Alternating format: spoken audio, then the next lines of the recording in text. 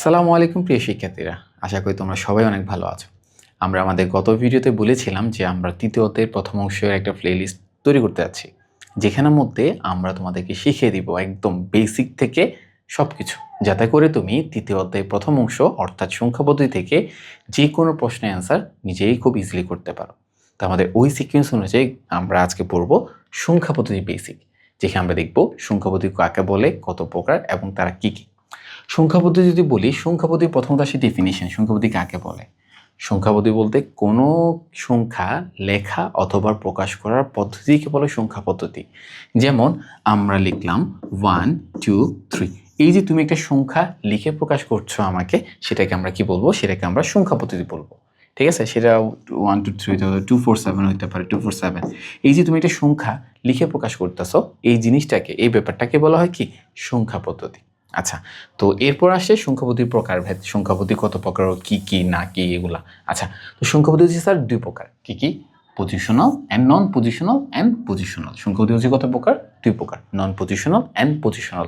Sir এগুলোর মধ্যে আবার ভেরিয়েশন কেন আসছে? পজিশনাল নন পজিশনাল মানে কি? হ্যাঁ, আমি জানি তোমরা যারা এই অধ্যায়টা আগে পড়েছো তোমরা অলরেডি এগুলো জানো, বাট আমি তোমাদেরকে শুরুতেই বলেছিলাম আমরা এই প্লেলিস্টে এমনভাবে পড়াবো যাতে করে যে স্টুডেন্ট কখনোই সংখ্যা পদ্ধতি পড়ো নেই, তোমরা যাতে আমাদের এই প্লেলিস্টটা কমপ্লিট করার পর সংখ্যা পদ্ধতির উপর তুমি যেন একটা মাস্টার হয়ে যাও। ওকে ফাইন, আসি। তো সংখ্যা পদ্ধতির কথা বললে দেন এবার যেটা বলতেছিলাম যে নন পজিশনাল পজিশনাল। ফর এক্সাম্পল আমরা লিখলাম 1 2 3। আমরা ছোটোবেলায় একটা ম্যাথ করতাম যে স্থানীয় অঙ্ক বের করতাম যে 3 ইন্টু 1, ছোটোবেলা একদম ছোটোবেলায় ম্যাথ এগুলো করতাম। 2 ইন্টু 10, 1 ইন্টু 100। স্যার এই কথার মানেটা কি? এই কথার মানে হচ্ছে প্রত্যেকটা সংখ্যা সে তার নিজের জায়গায় একটা স্থানীয় মান ক্যারি করে, একটা পজিশনাল ভ্যালু আছে তার। এই জন্য আসছে কি সংখ্যা পদ্ধতি দুই প্রকার চলে আসছে, পজিশনাল নন পজিশনাল অ্যান্ড কি পজিশনাল। এই স্থানীয় মানের উপর ভিত্তিতে সংখ্যা পদ্ধতি কত প্রকার? দুই প্রকার, নন পজিশনাল অ্যান্ড পজিশনাল। এটা কীরকম?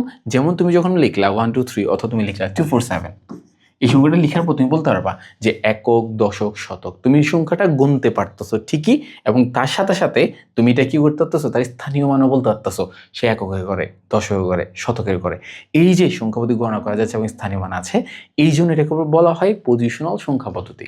তাহলে তুমি বলতে পারো যে স্যার সারা জীবন তো পড়ে এসছে এগুলোই তো আসছে, আবার নন পজিশনাল জিনিসটা কই থেকে আনতেছেন আপনি? আচ্ছা, তো এই কথাটা বললে নন পজিশনাল কীরকম?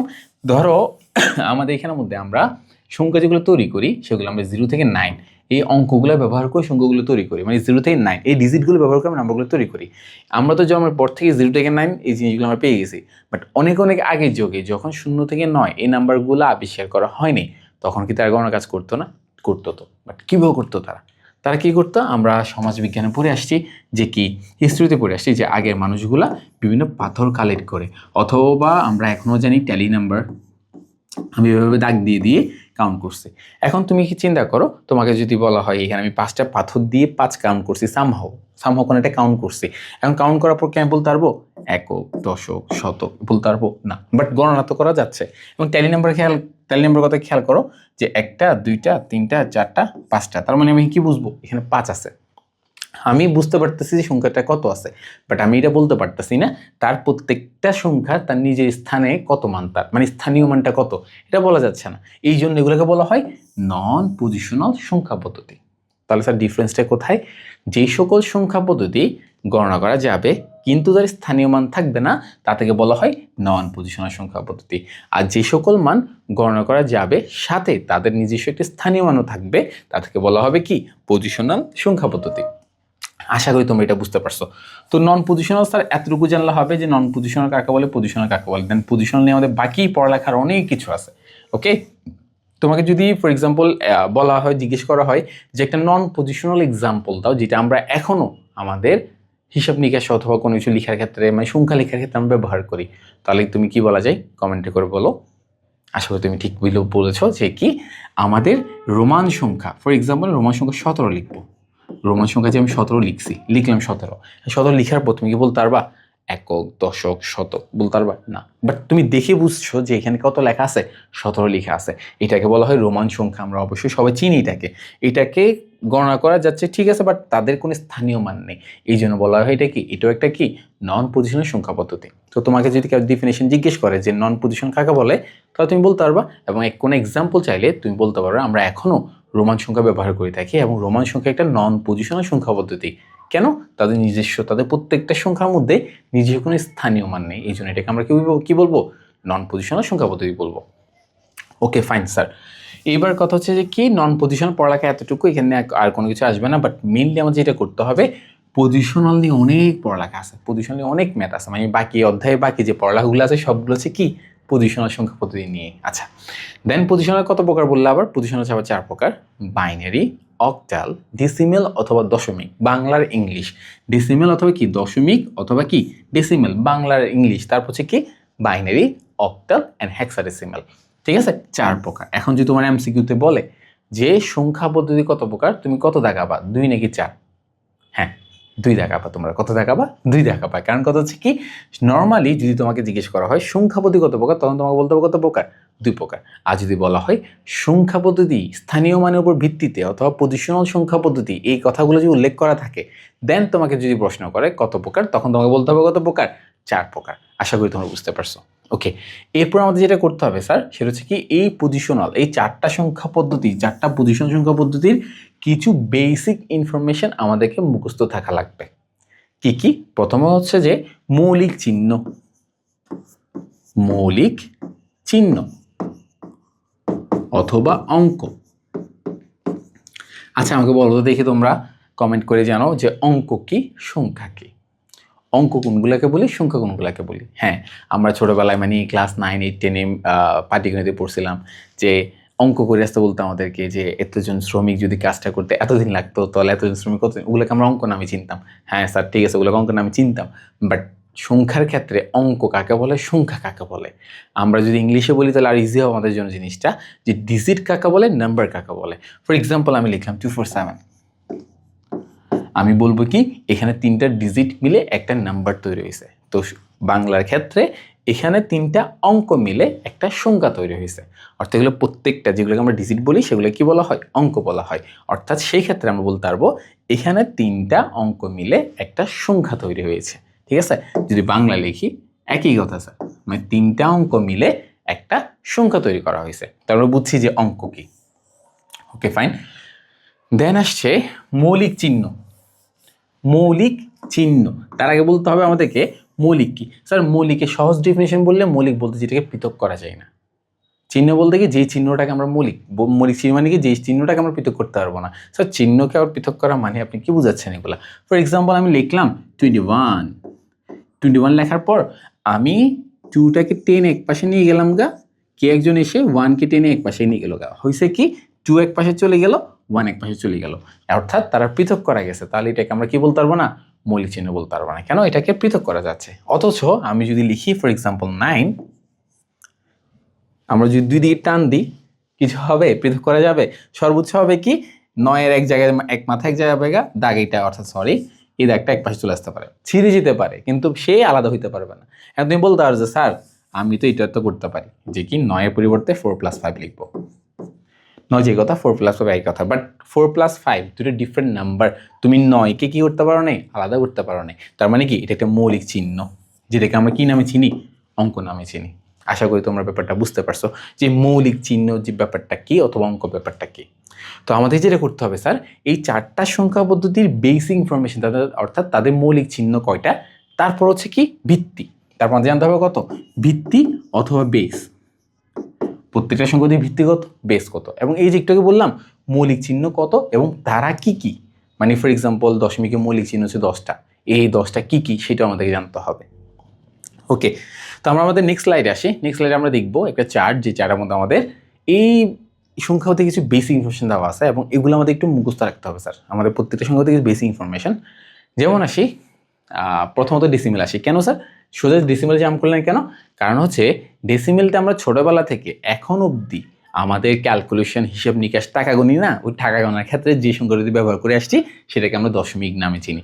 আমরা কখনো কাউকে জিজ্ঞেস করি না যে স্যার অথবা যারা আমাকে সংখ্যাপদ্ধতি পড়াচ্ছে তাদেরকে জীবনে কিউরিসিটি নিয়ে জিজ্ঞেস করি না, আচ্ছা আমাকে যে পড়াচ্ছেন এটা কি, এটার নাম কি, কখনো জিজ্ঞেস করিনি। তবে আমি আজকে বলে দিচ্ছি যারা জানো না তাদের জন্য, যে দশমিক হচ্ছে কি আমরা আমাদের রেগুলার লাইফে যে সংখ্যা পদ্ধতি ব্যবহার করে আসছি, এখনও ব্যবহার করি, সেটার নাম হচ্ছে দশমিক সংখ্যা পদ্ধতি।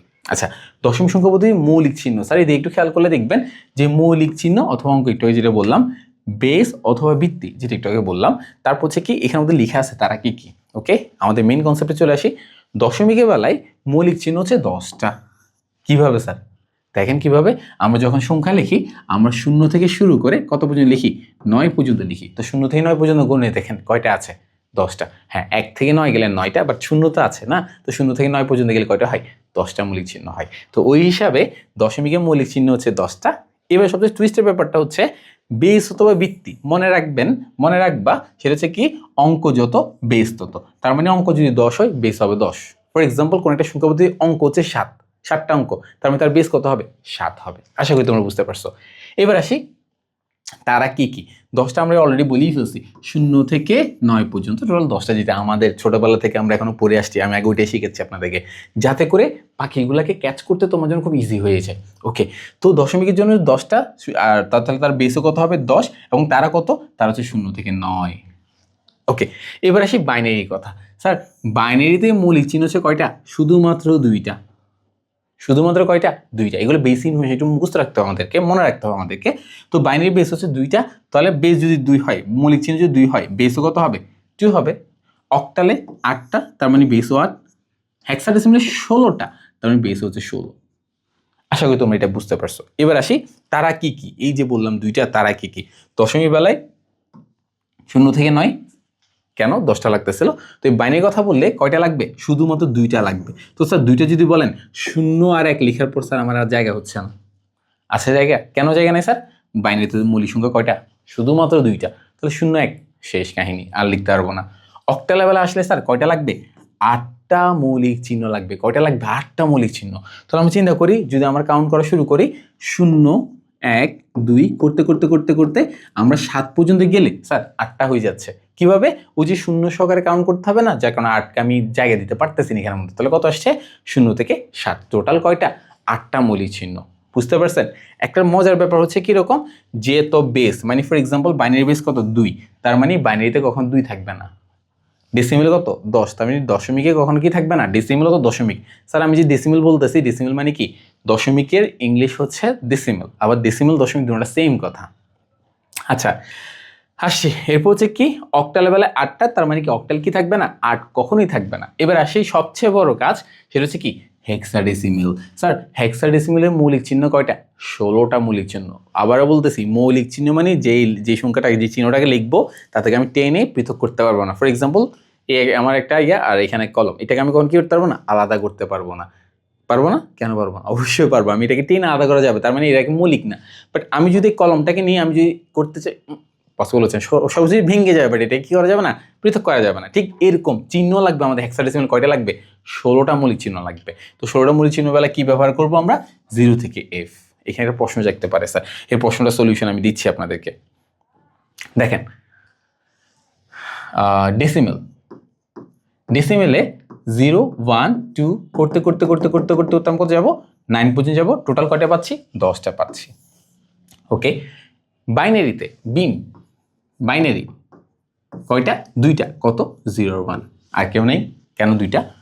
অক্টাল আসি স্যার, ওসিটি অক্টাল কয়টা স্যার, 8টা মৌলিক চিহ্ন ছিল। তার মানে কি 0 1 2 করতে করতে করতে করতে কত পর্যন্ত যাবো, 7 পর্যন্ত যেতে পারবো, আর যেতে পারবো না কেন, শূন্যকে তো জায়গায় দিতে হবে না স্যার। ওকে, এরপর আসছে কি, এরপর হচ্ছে হেক্সাডেসিমাল। স্যার হেক্সার বেলায় হচ্ছে 16টা মৌলিক চিহ্ন লাগবে। খুব মনোযোগ দিয়ে খেয়াল করবেন, এই জিনিসটা সবচেয়ে ইম্পর্টেন্ট। আমাদের এমসিকিউ বলেন, কখ বলেন, সিকিউ অ্যানালাইজ করতে বলেন, সব জায়গায় এই জিনিসটা আপনাকে, এই বেসিকগুলো সবচেয়ে বেশি হেল্প করবে আপনাকে। একটা সিকিউ যদি একটু ঘুরে পেঁচাই দেয়, মানে বেসিক থেকে প্রশ্ন করে, তখন আমি স্টুডেন্টগুলো এইভাবে ওই তাকায় থাকে, কেন, আমাদের বেসিক স্ট্রং থাকে না। তো এই জিনিসগুলো একটু ভালো করে খেয়াল করতে হবে স্যার। আচ্ছা হেক্সাডেসিমালের মধ্যে টোটাল কয়টা লাগবে, টোটাল 16টা মৌলিক চিহ্ন লাগবে। আবারও বলছি 16 কিন্তু আবার মৌলিক না। কেন? 16 মধ্যে 1কে 16কে পৃথক করা যায়, তার মানে এটা কি মৌলিক না। তাহলে আমরা আসি 0 1 2 করতে করতে করতে করতে আমরা 9 পর্যন্ত গেলাম। স্যার 9 পর্যন্ত যাওয়ার পর আপনি কয়টা পাইছেন? 9 পর্যন্ত যাওয়ার পর আপনি টোটাল এখানের মধ্যে কয়টা পাইছেন? 10টা মৌলিক চিহ্ন পাইছেন। বাট আপনার লাগবে কয়টা? 16টা। বাট আসছে কয়টা? 10টা। তো স্যার বাকি 6টা কোথায়? এই 6টা আমরা কোথায় পাবো? এখন বলতে পারেন যে স্যার 0 9 করে করে আমরা ছোটবেলাতে শিখে আসছি। কি শিখে আসছি? 9 এর পর কত আসে? 10। এখন 10 যদি আপনি লিখেন, হ্যাঁ 10 আপনি লিখছেন, বাট 10 কি আপনি মৌলিক বলতে পারবেন? কখনোই না। কেন? 10-এর 1-কে পৃথক করা যাবে, 0-কে পৃথক করা যাবে। যেহেতু দুটোটাকে পৃথক করা যাচ্ছে, তার মানে কি এটা কি না? এটা মৌলিক চিহ্ন কখনোই না। তার মানে কি আমরা 9 এর পর 10 কখনোই লিখতে পারবো না। তাহলে কি করা যায়? টেনশনে পড়ে গেছি। আমার থেকে টোটাল কয়টা লাগবে? আর 6টা ছাড়া তো হবে না স্যার, তার জন্য 16টা মৌলিক চিহ্ন লাগবে। বাট এখানে তো নাই, জায়গায় নেই, আমাদের সংখ্যাই তো নেই। তখন আমরা কি করব? তখন তারা যেটা করছে, তারা অ্যালফাবেটকে জায়গা দিছে। A B C D E F, তারা অ্যালফাবেটকে জায়গা দিছে। কেন স্যার? কারণ কথা হচ্ছে, আপনি যে অ্যালফাবেট এ লিখি, একে আপনারা দুই বন্ধু এসে খুব টানতেছেন, টানলে হবে কি সর্বোচ্চ এর এক মাথায় এক জায়গায় যাবে, আরেক জায়গায় আরেক অংশ থাকবে, অর্থাৎ সে ছিঁড়ে যাবে। বাট তারপরে সে কি ছিঁড়ে গেলে তার এর অস্তিত্ব থাকতেছে না। একে অবস্থায় রেখে তাকে আলাদা করা যাচ্ছে না, পৃথক করা যাচ্ছে না। তার মানে এটাকে আমরা মৌলিক চিহ্ন হিসেবে অ্যাজ এ কাউন্ট করতে পারবো। আপনাকে ভাইভা বোর্ডে আইসিটিতে কিন্তু প্র্যাকটিক্যাল 25 মার্কস আছে, ওইখানে মধ্যে ভাইভা বোর্ডে স্যাররা জিজ্ঞেস করতে পারে যে হেক্সাডেসিমেলের মধ্যে তুমি কেন অ্যালফাবেট আনছো। তখন আপনাকে এইভাবে করে সুন্দর করে বুঝে বলতে হবে, স্যার যেহেতু আমাদের 16টা মৌলিক চিহ্ন লাগবে, 0 থেকে 9 পর্যন্ত গেলে টোটাল হয়েছে কয়টা? 10টা। বাট আরও কয়টা লাগে? আরও 6টা লাগে। তো তখন আমরা যেটা করছি, তখন আমরা কী করছি? আমরা তখন অ্যালফাবেটগুলোকে জায়গা দিছি, অর্থাৎ যাতে করে 10 9 পর 10 লিখলে তো পৃথক করা যায়, জায়গা দিতে পারতেছি না, যাকে আমরা কি নিয়ে আসছি? অ্যালফাবেট নিয়ে আসছি। এখন যদি বলেন স্যার সরাসরি ক খ এরা কি দোষ করছে? স্যার ওগুলো তো আমাদের ভাষা, আর এটা তো ইন্টারন্যাশনাল ফলো করে, মানে ইন্টারন্যাশনাল ল্যাঙ্গুয়েজ ফলো করে কাজগুলো করছে, যার কারণ কি অ্যালফাবেট জায়গা পেয়ে গেছে। তো যার কারণে আমাদের আরও 6টা লাগতেছিল। আমি এ থেকে এফ পর্যন্ত টোটাল কয়টাকে নিলাম? টোটাল 6টাকে নিলাম। তো আগে ছিল 10টা, এখন আসছে 6টা, টোটাল কয়টা হয়ে গেল? 16টা মৌলিক চিহ্ন হয়ে গেল। আশা করি তোমরা এই ব্যাপারটা বুঝতে পারছো।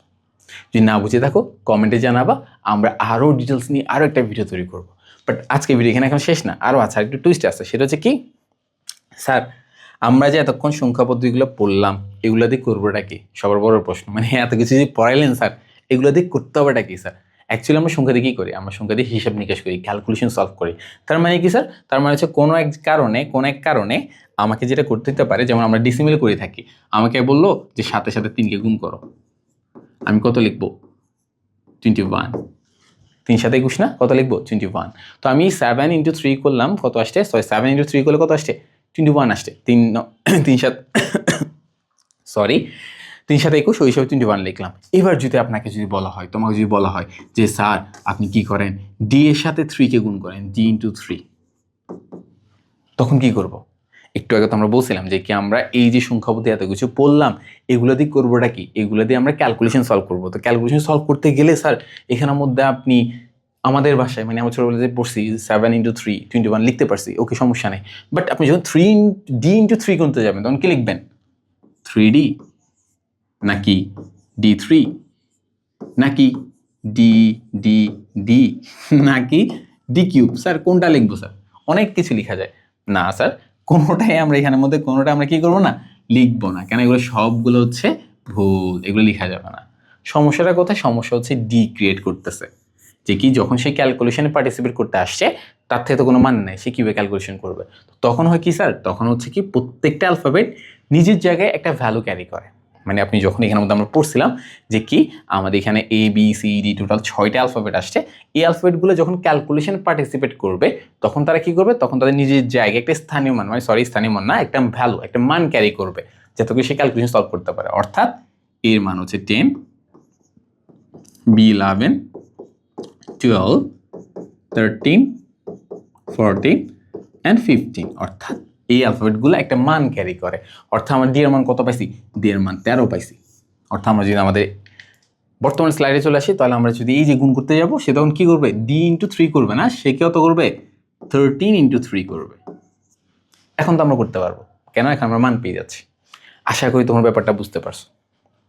কারো কি মনে কোনো প্রশ্ন জাগছে? জাগে নেই, সব বুঝে গেছেন।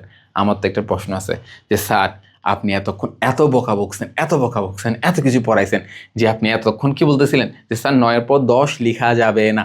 কেন লেখা যাবে না? 10কে 3 আর পৃথক করা যায়। বাট স্যার আমি পড়ানোর টাইমে ঠিকই তো কি লিখছি, এই লিখছি ঠিকই, সবাইকে দেখাচ্ছে এ, বাট আর আমি কাকে নিয়ে আসছি?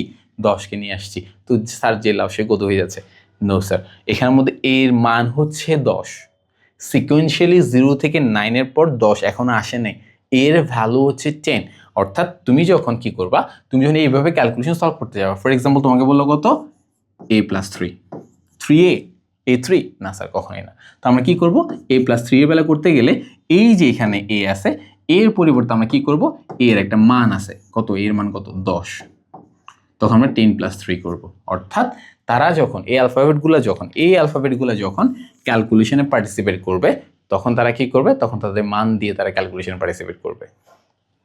আশা করি তোমরা সংখ্যা পদ্ধতির একদম বেসিক থেকে মানে তারা কত প্রকার কি কি এবং হচ্ছে কি তাদের বেস কত, অঙ্ক কয়টা, তারপর হচ্ছে কি সংখ্যাগুলো কীভাবে করে জেনারেট হচ্ছে এবং সংখ্যাগুলো কী কী এগুলো বুঝতে পারছো। যদি কোনো প্রশ্ন থাকে আবারও বলতেছি, তোমরা কমেন্ট সেকশনে আমাদেরকে জানাতে পারো, আমরা কমেন্টগুলো তোমাদের রিপ্লাই দিব ইনশাল্লাহ। এবং আমরা তোমাদের কমেন্ট অনুযায়ী দরকার প্রয়োজন পড়লে আমরা আরেকটা ডিটেলস ভিডিও তৈরি করব। আশা করি তোমরা এতটুকু বুঝতে পারছো। আমরা আরেকটা ভিডিওতে না হলে দেখবো যে সংখ্যাগুলো কীভাবে জেনারেট করা হয়। তো আজকে ক্লাস এখানে থাকুক। আজকে আমরা কি শিখলাম, আজকে আমরা সংখ্যা পদ্ধতি কাকে বলে, কত প্রকার, কি কি, এবং তারা মানে তাদের বেসিক, তাদের বেস কত, মৌলিক চিহ্ন কয়টা, অঙ্কগুলো কি কি, এগুলো নিয়ে জানতে পারছি। আশা করি তোমরা আজকে ক্লাস বুঝতে পারছো।